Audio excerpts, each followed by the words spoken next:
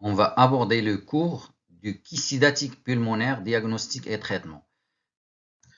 D'abord, quels sont les objectifs de ce cours? C'est de connaître le cycle du parasite, de savoir faire le diagnostic clinique et à travers les examens paracliniques, de connaître les différentes modalités thérapeutiques et l'application. Pour cela, on va suivre le plan suivant. D'abord, on va introduire. Après, on va aborder la physiopathologie du parasite. Après, on va parler des éléments du diagnostic clinique et à travers les examens paracliniques. Ensuite, on va aborder les différents moyens thérapeutiques, que ce soit médicaux et chirurgicaux. Et enfin, la morbimortalité. Et on va conclure. En guise d'introduction, l'idatidose est une infection parasitaire due à la contamination par l'Echinococcus granulosus. L'idatidose constitue un problème majeur de santé publique. Elle sévit toujours en mode endémique dans les zones d'élevage et notamment au Maroc. On recense presque chaque année 12 cas par 100 000 habitants.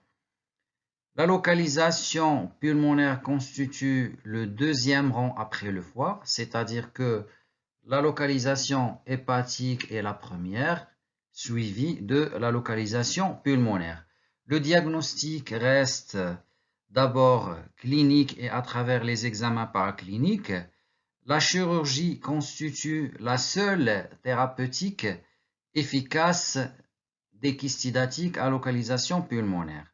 Le traitement médical, malheureusement, est très décevant et ne donne pas de résultats qui sont satisfaisants. Concernant la physiopathologie, le kystidatique pulmonaire est dû à un parasite qui s'appelle l'Echinococcus granulosus. C'est un métazoaire hermaphrodite de l'embranchement des platenmentes. Le cycle naturel du parasite va suivre deux phases chez deux hôtes différents. D'abord l'hôte définitif qui est le chien et un hôte intermédiaire qui est le mouton. Le parasite adulte qui abrite l'intestin du chien est un ténia qui mesure 5 à 8 mm de long. Il est constitué, comme vous le voyez dans le schéma à côté, d'une tête ou scolex qui est munie de 4 ventouses, d'un cou et d'un corps. Bon, le corps il est constitué de 3 à 4 anneaux renfermant des embryons hexacontes. Seul le dernier anneau, l'anneau qui est en bas, est gravide, contenant un utérus qui va donner naissance à 400 à 808 œufs mûrs. Ce ténia vit fixé dans les villosités intestinales du chien. Concernant le cycle de l'Echinococcus granulosus, d'abord le parasite vit au niveau de l'intestin grêle du chien qui est l'hôte définitif. Ce parasite va mûrir au niveau de l'intestin du chien et va donner naissance à entre 400 à 800 œufs. Ces œufs vont se détacher et vont se libérer au niveau des déjections des chiens. Les déjections du chien contenant ces œufs peuvent contaminer l'eau, l'herbe, voire même le pelage du chien. Les moutons, en buvant de l'eau ou en breton de l'herbe souillée par les déjections du chien contenant ces œufs infestantes, vont s'infecter par le parasite. D'accord? Donc, les moutons, par exemple, vont boire de l'eau contaminée par les déjections du chien ou de l'herbe, ils vont s'infester. Bon, le parasite, il va passer dans l'intestin du mouton, puis après, il va passer vers les viscères, notamment le foie, la rate, le poumon et dans d'autres viscères. Après avoir égorgé ce mouton infesté, si on jette ces viscères contaminés dans la nature sans les incinérer ou les inhumer, d'autres chiens vont venir manger ces viscères atteints et ils vont s'infester à leur tour. Donc là, et le cycle va se répéter. Donc là, le chien qui abrite les ténias qui vont pondre des œufs et qui vont passer dans les déjections, vont salir, essuyer le sol, l'herbe et l'eau.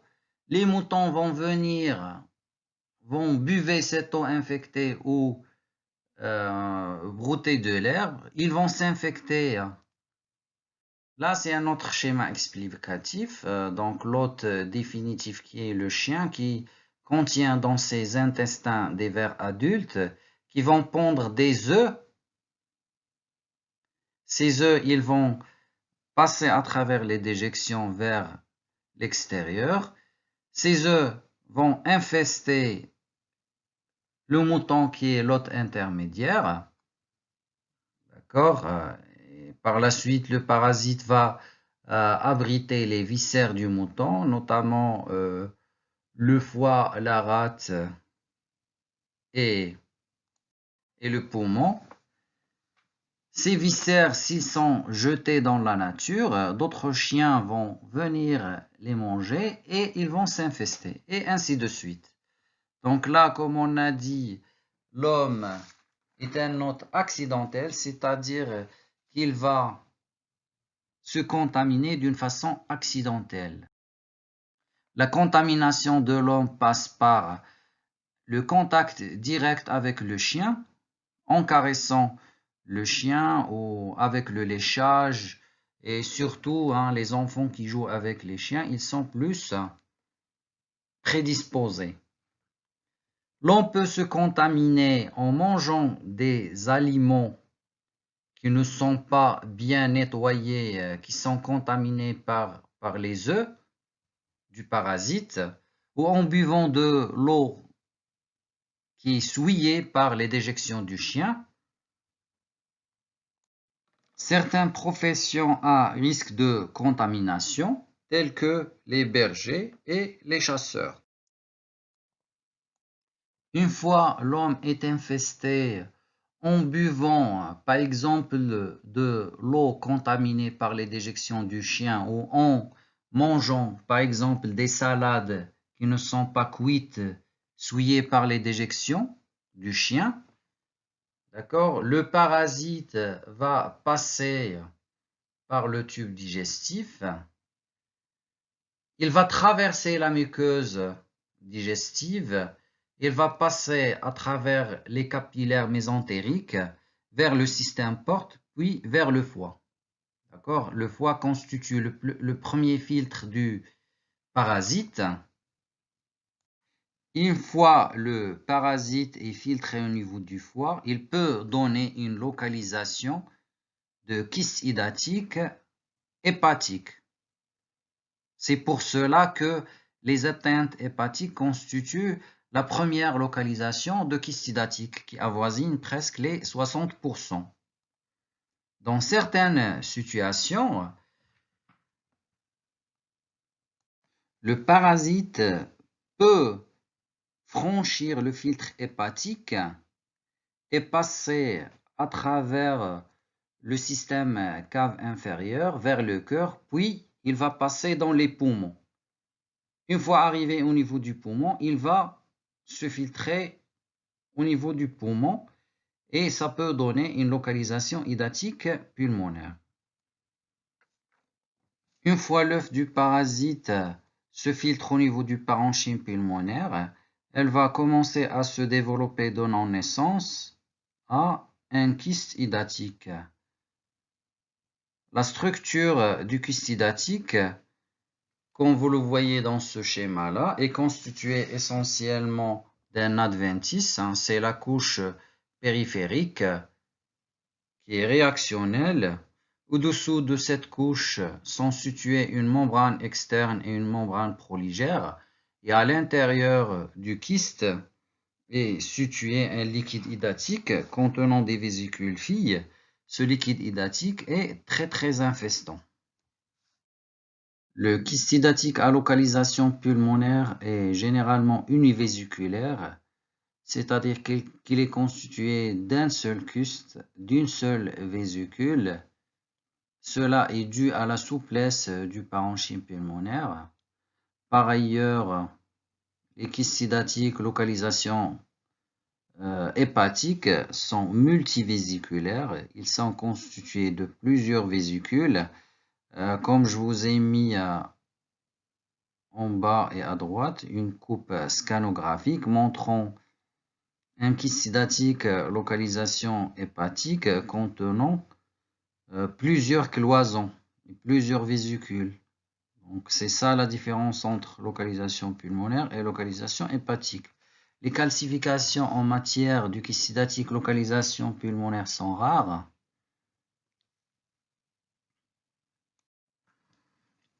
Une fois le kyste hydatique à localisation pulmonaire se forme, il va augmenter de taille. Au fur et à mesure qu'il augmente de taille, va entraîner une érosion du parenchyme pulmonaire adjacent, ce qui va entraîner une lésion vasculaire au pourtour du kyste, ce qui va entraîner un problème d'hémoptysie.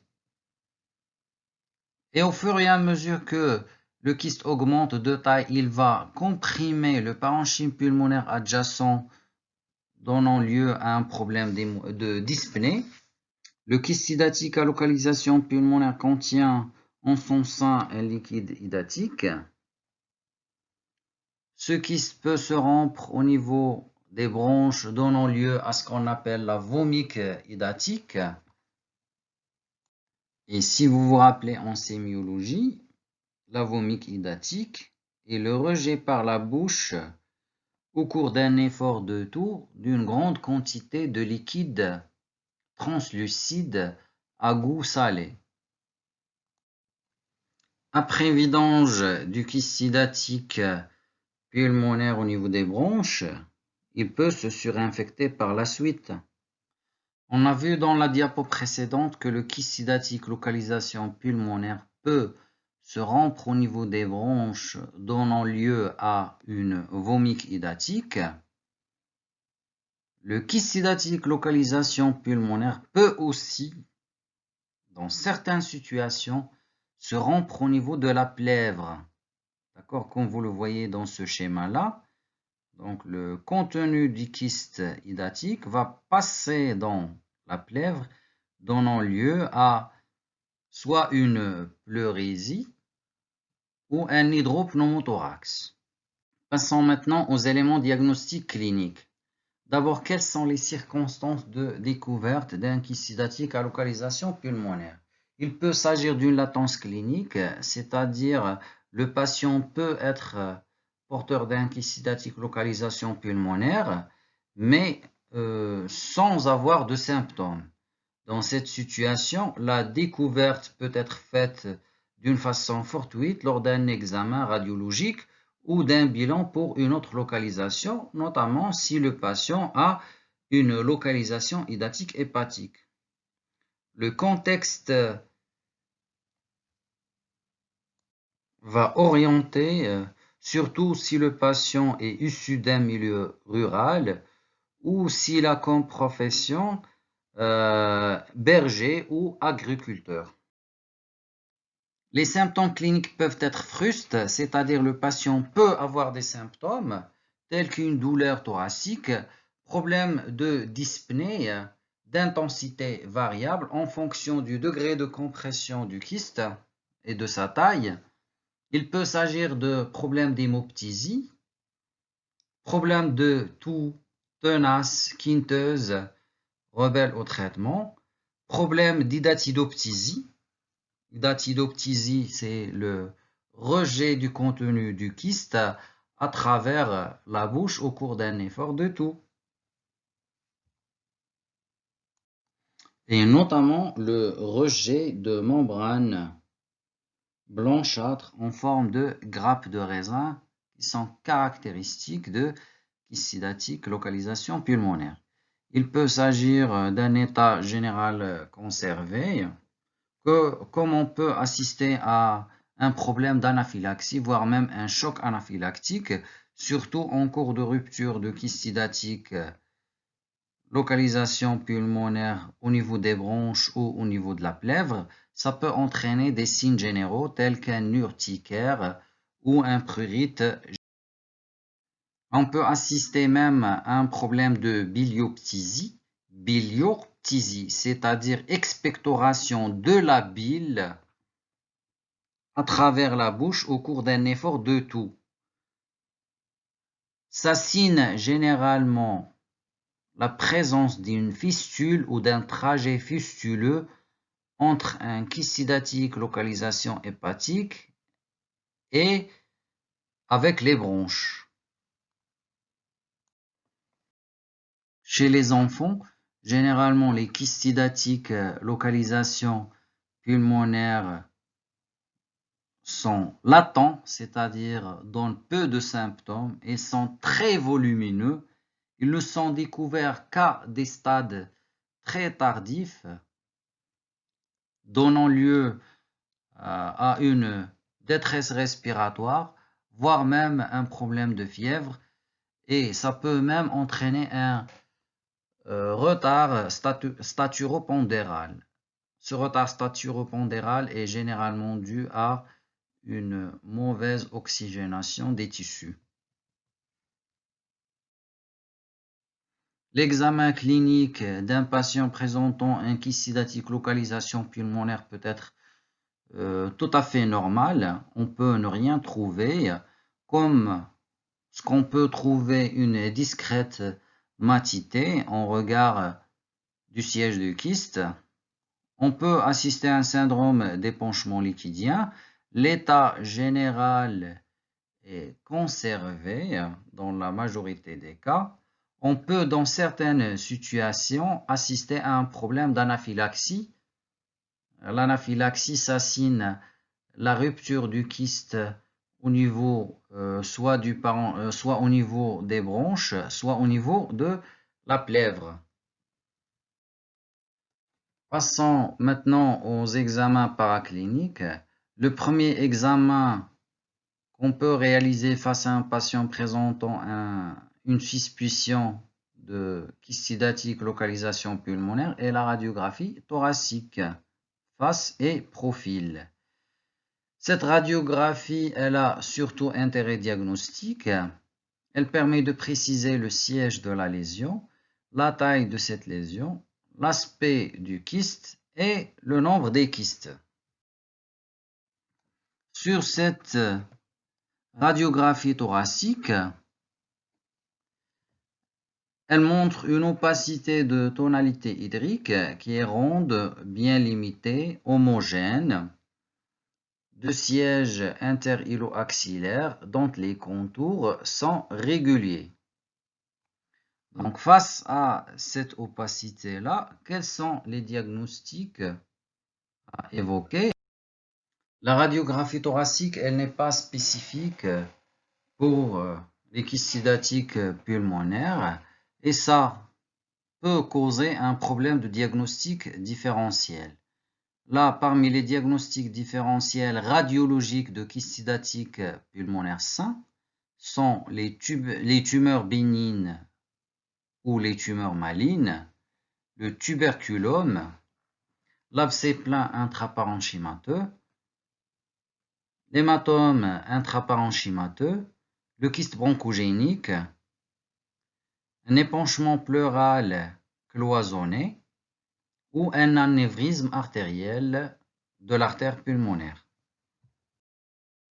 Là, sur cette radiographie thoracique qui montre un kystidatique fissuré, bon, ça c'est une radiographie thoracique de face montrant une opacité de tonalité hydrique de siège basal gauche qui est ronde, bien limitée est surmonté d'un croissant gazeux. Donc là, ce croissant gazeux, ça, c'est le témoin de la fissuration du kyste hydatique dans les bronches. Là, sur cette radiographie thoracique qui montre un niveau hydroaérique basal gauche, d'accord, hein, vous voyez le niveau horizontal, ça témoigne probablement d'un kyste hydatique rompu dans les bronches. Là, sur cette radiographie thoracique qui montre une clarté basale droite contenant en son sein une opacité qui est irrégulière, c'est en faveur d'un aspect de rétention membranaire de kyste hydatique. Sur cette radiographie thoracique, on voit une clarté au sein du parenchyme pulmonaire à droite. C'est en faveur probablement d'un kyste hydatique rompu et vidé dans les bronches. Cette radiographie thoracique est en faveur d'un kyste hydatique à localisation pulmonaire rompu dans les bronches. Vous voyez l'association à un épanchement pleural basal droit qui est surmonté d'une ligne de damoiseau. Sur cette diapo, c'est une radiographie thoracique de face qui montre la présence de multiples opacités de tonalité hydrique rondes bien limitées qui sont bilatérales et diffuses. C'est en faveur d'une hydatidose pulmonaire multiple. Sur cette diapo, on voit une radiographie thoracique de face d'un enfant de 8 ans qui présente une opacité de tonalité hydrique de forme ovalaire. Cette opacité occupe presque les 2/3 de l'hémithorax gauche qui comprime et refoule le parenchyme pulmonaire adjacent. Comme on vient de voir au niveau des signes cliniques, généralement, le kyste hydatique localisation pulmonaire chez l'enfant, il est majoritairement de découverte à un stade volumineux, stade de compression, voire même de l'asphyxie. Le risque majeur de ces kystes hydatiques volumineux, c'est la rupture au niveau de la bronche et ça peut entraîner une inondation bronchique qui peut être mortelle. Et la deuxième complication, c'est le passage à la chronicité. Vous voyez le kyste hydatique est volumineux, qui comprime le parenchyme pulmonaire. Le patient va avoir un problème d'insuffisance respiratoire et ça peut entraîner un retard staturo-pondéral. Le scanner thoracique constitue l'examen paraclinique de référence pour diagnostiquer un kyste hydatique localisation pulmonaire. Il permet d'abord d'écarter les diagnostics différentiels du kyste hydatique localisation pulmonaire. Il permet de préciser la nature de la lésion, le siège exact de la lésion, les rapports de cette lésion avec les organes de voisinage et ça permet de visualiser l'état du parenchyme adjacent au kyste hydatique. Ça peut aussi montrer l'extension de la maladie, notamment est-ce qu'il y a une association à un kyste hydatique, localisation hépatique, splénique ou autre.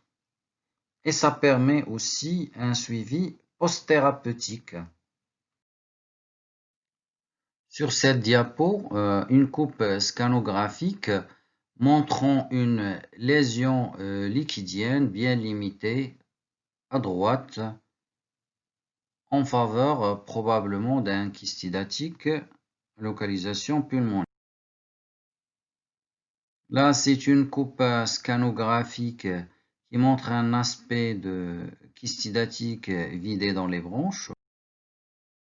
Sur cette coupe scanographique, qui montre un aspect de kystidatique vidé dans les bronches avec aspect de rétention membranaire.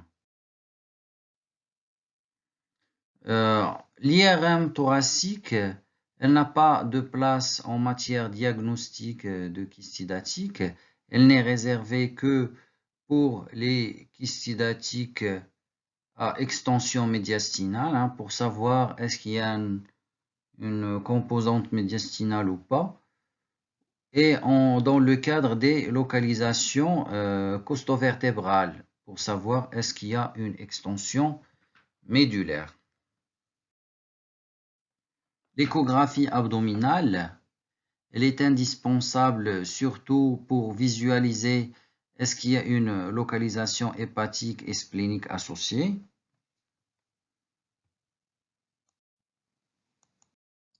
La bronchoscopie est indispensable. Elle permet d'explorer l'arbre trachéobronchique. Elle permet d'étiqueter l'origine d'une hémoptysie. Et surtout, si on visualise une membrane hydatique blanc nacré, c'est pathognomonique et c'est en faveur d'un kyste hydatique localisation pulmonaire. La sérologie hydatique est indispensable à la confirmation diagnostique de kyste hydatique. Le principe consiste en le dosage d'anticorps circulants liés à la libération dans le sang d'antigènes hydatiques. Différentes méthodes sont utilisées pour le dosage de ces anticorps. Les méthodes les plus utilisées sont la réaction d'immunoélectrophorèse et la réaction d'hémagglutination. Une sérologie hydatique positive, ça permet de confirmer le diagnostic d'hydatidose. Par ailleurs, une sérologie hydatique négative ne permet pas d'écarter le diagnostic d'hydatidose. Je m'explique. Ce point-là. Si par exemple on a des signes cliniques et radiologiques en faveur d'un kyste hydatique localisation pulmonaire, on effectue chez ce patient-là une sérologie hydatique.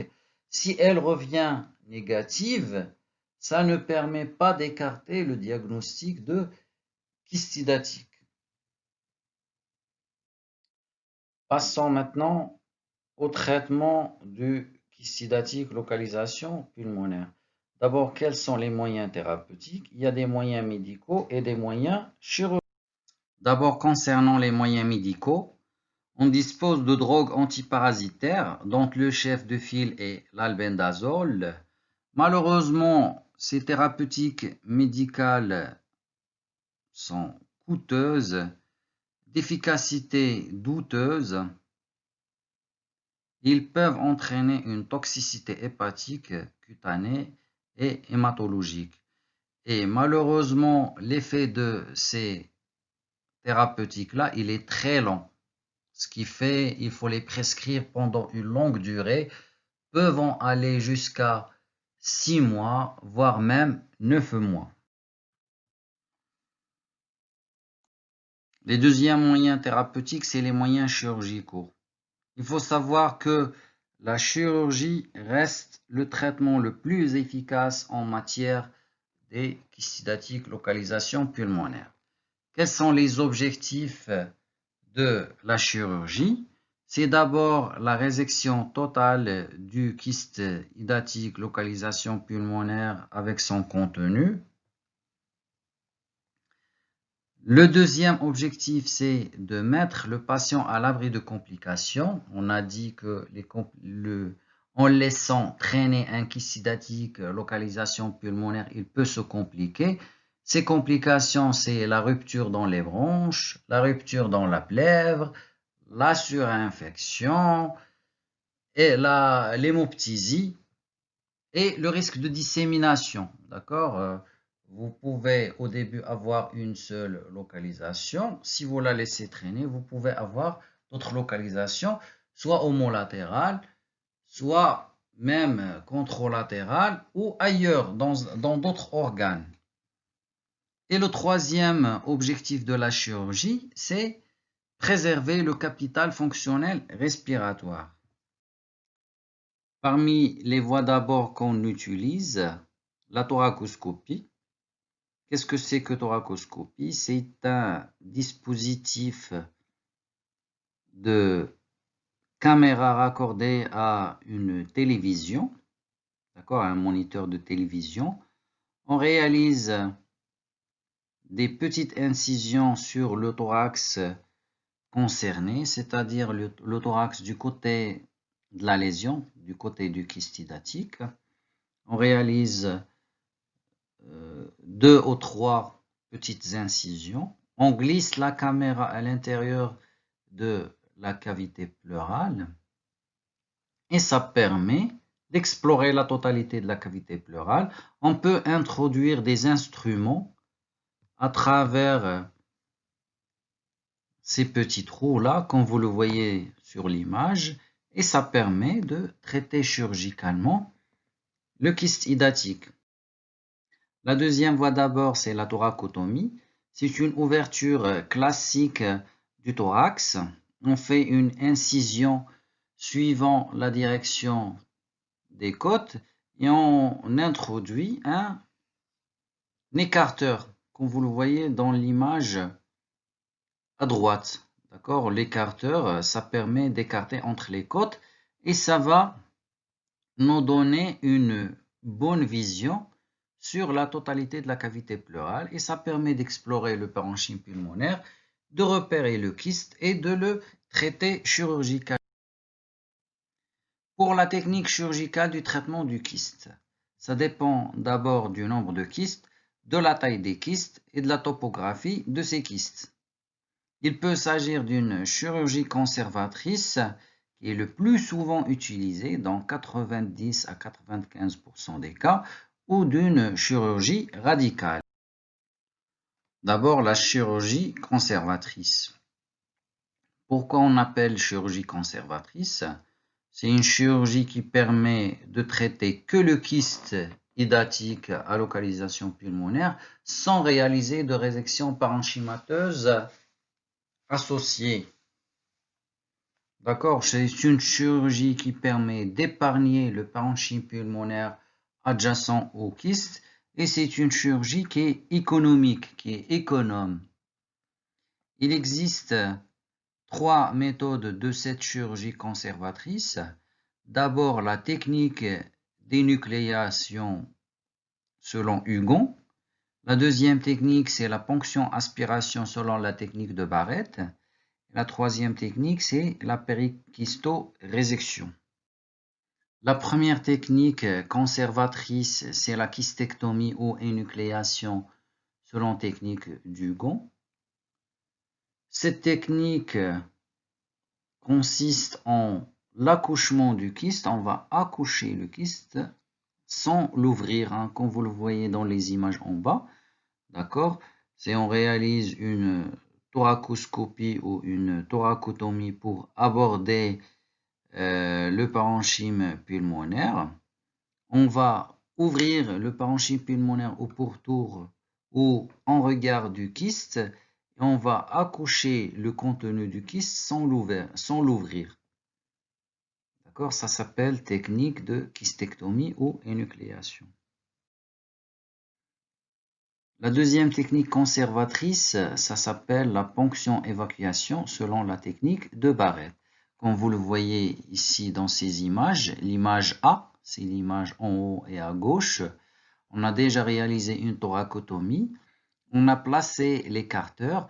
On a repéré le kyste hydatique qui est blanc, qui est ici en blanc.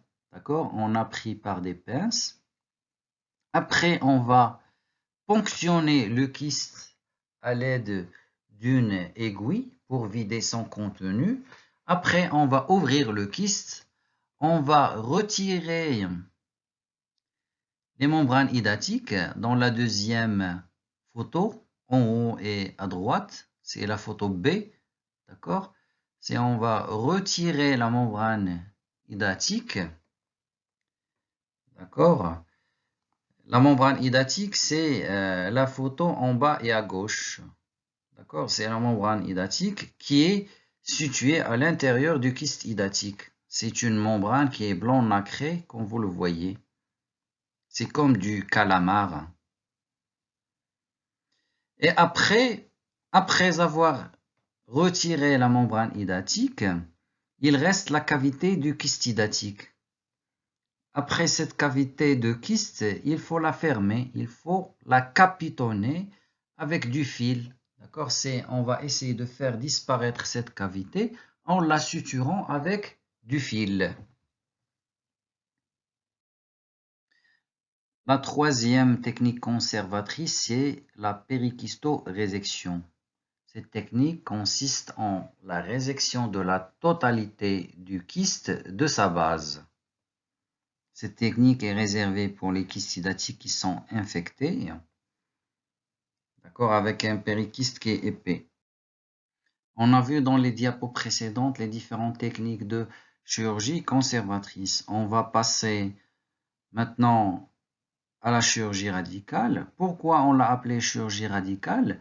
C'est une chirurgie qui permet à la fois de réséquer le kyste hydatique localisation pulmonaire avec le parenchyme pulmonaire adjacent qui l'abrite.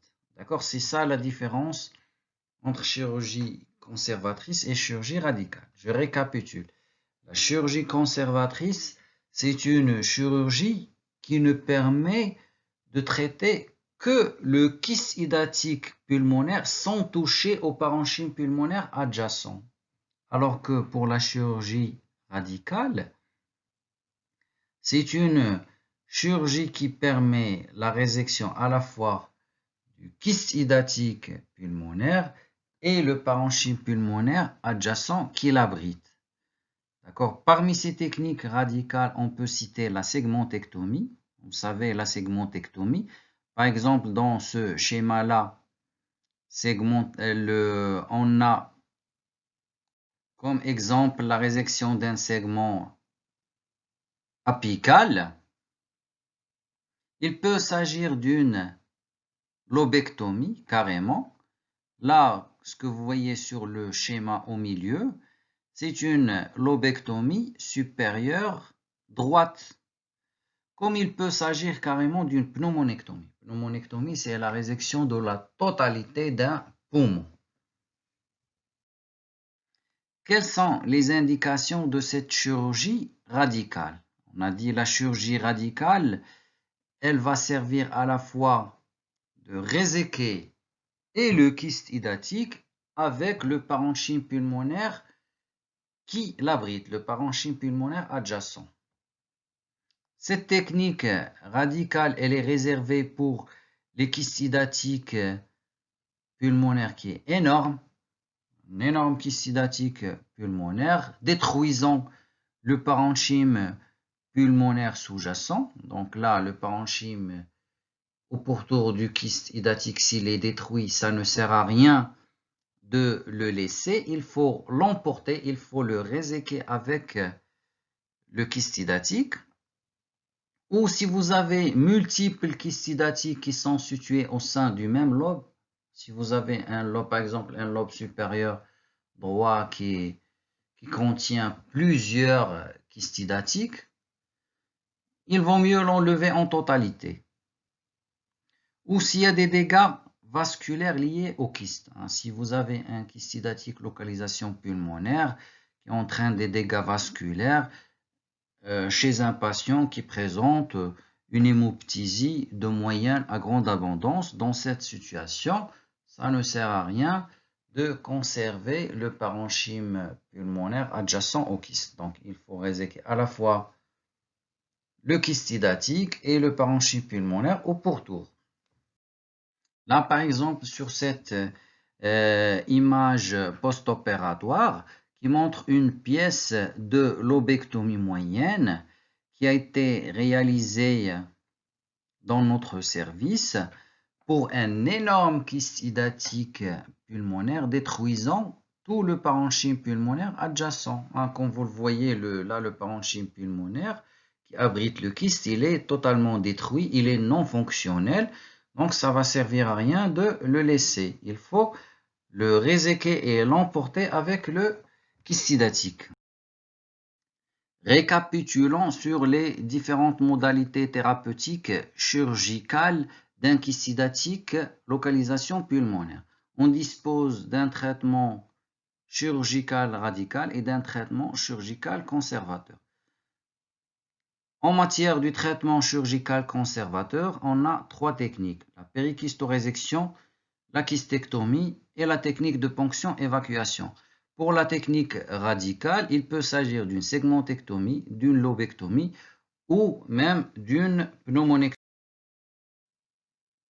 En ce qui concerne le traitement médical, les principales indications de prescrire traitement médical antiparasitaire face à un patient présentant un kystidatique, c'est surtout pour les formes inopérables, c'est-à-dire patients qui présentent un kystidatique pulmonaire qui nécessite une chirurgie, mais le malade, il n'est pas opérable.